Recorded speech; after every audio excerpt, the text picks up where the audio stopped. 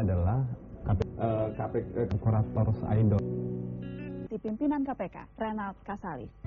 Pak Renald, selamat malam. Selamat malam, Najwa. Terima kasih sudah hadir di Mata Najwa. Ya. Krisis pendekar keadilan, kita berada dalam krisis. Sekarang Anda setuju dengan itu, Pak Renald? Wah, ya krisis itu kan sebetulnya juga menyimpan peluang.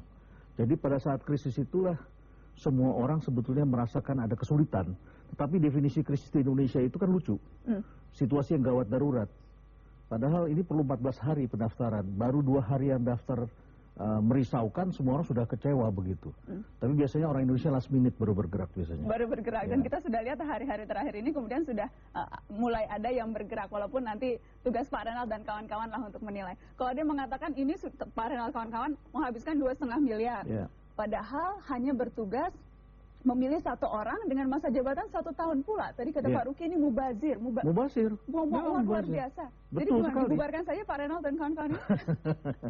Kami kan menjalankan perintah, ya, tetapi kami sudah melihat semula itu 6 miliar, ya. Ketika 6 miliar milih 1 orang, kita bilang wah ini terlalu besar, kita tidak berkenan. Nah, tetapi biaya terbesar akhirnya setelah turun jadi sekitar 2,5-3 miliar, itu pun untuk publikasi kepada media massa, begitu ya. Karena nama itu harus diumumkan kepada media massa. Kemudian kita berharap 4 tahun. Kita berpikir bangsa ini pemimpinnya mempunyai wisdom lah. Undang-undang, peraturan tidak lengkap, kompleks. Paling tidak yang kita harapkan adalah ada wisdom. Wisdomnya apa? Ya nggak mungkin orang bekerja 1 tahun kan. Terlalu mahal begitu. Nah kita dari awal sudah sepakat 4 tahun. Tapi DPR nggak sepakat tuh Pak Renald? Ini dia, saya juga bingung kenapa mereka tidak sepakat begitu. Apa karena kita belum sempat ketemu? Kita sudah minta ketemu, ya. Hanya karena tidak ketemu, terus kemudian, undang-undangnya Anda salah baca. Wisdom dong pakai. Kita kan bangsa yang dalam keadaan sulit.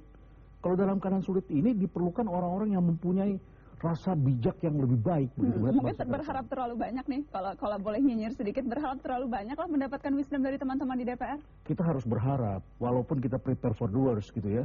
Kalau sekarang masalahnya kan begini ya, sekarang memang yang daftar sudah 200-an lebih.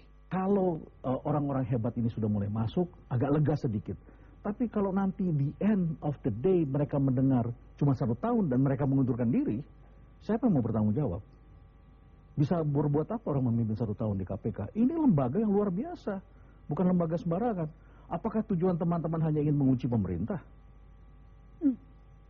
Ada suara-suara katanya teman-teman Pak Renald dan kawan-kawan anggota panitia seleksi, kalau memang DPR bersikeras tidak hanya 1 tahun, tidak 4 tahun, akan mundur? Betul itu? Wacana itu belum ada. Wacana itu belum ada. Kita akan menjalankan ini dengan amanat ini dengan penuh tanggung jawab. Kita berharap pada akhirnya ini akan didapat solusi yang win-win. Solusi yang win-win. Masyarakat di mana-mana semuanya, rakyat itu menginginkan 4 tahun. Ya, apakah yang mewakilinya tidak mendengarkan itu? Apa pertimbangan terbesar menurut Anda yang saat ini perlu dimiliki kalau kita bicara soal seleksi kriteria? Apa yang akan Anda cari pertama dari orang-orang yang mendaftar? Tadi Anda katakan ada beberapa di hari-hari terakhir yang mendaftar belakangan. Apakah itu sudah bisa membuat menarik nafas lega? Ada sedikit lebih tenang lah ya. Karena ini kan pertarungan sebetulnya. Kita mengatakan kita tidak akan mencari 1 dari 3 orang ini. Yang pertama motivasinya adalah kekuasaan. Kita tidak cari itu. Ya. Yang kedua motivasi uang. Karena di KPK itu Anda tidak bisa cari uang. Kalau Anda masih cari-cari uang, jangan masuk KPK. Dan yang ketiga adalah motivasi membalas dendam. Ada tendensi pertarungan di situ antara para pengacara yang sifatnya adalah ingin membalas dendam.